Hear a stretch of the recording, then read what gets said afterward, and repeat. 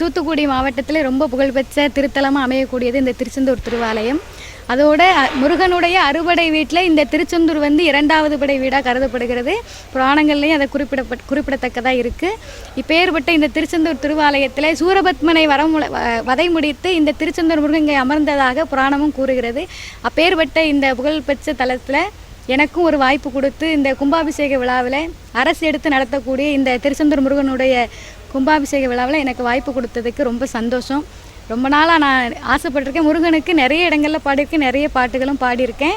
ஆனால் இந்த திருச்செந்தூர் முருகனுடைய திருவாலயத்தில் அந்த முருகனுடைய அறுபடை வீட்டில் 2வது வீட்டில் அவருடைய ஆலயத்தில் பாடுறதுனால எனக்கு ரொம்ப சந்தோஷம். ரொம்ப நாள் ஆசையாக கூட இருந்துச்சு. நான் ரொம்ப நாள் சாமியை கூட வேண்டியிருக்கேன், அது நிறைவேறிச்சு. நான் ரொம்ப சந்தோஷப்படுறேன். இதனால் அரசுக்கும் நான் ரொம்ப நன்றியை சொல்லிக்கிறேன். இதே மாதிரி மீதி இருக்கக்கூடிய முருகனுடைய அறுபடை வீட்லேயும் மீதி உள்ள 5 ஆலயத்திலையும் பாடணுங்கிறது எனக்கு இன்னொரு ஆசை. கண்டிப்பாக நிறைவேறும் நம்புகிறேன். எல்லாருக்கும் ரொம்ப நன்றி. பிளே ஸ்டோர் மற்றும் ஆப் ஸ்டோரில் இருந்து பாலிமர் செயலியை QR கோடு மூலம் பதிவிறக்கம் செய்யுங்கள். செய்திகளை உடனுக்குடன் பெறுங்கள்.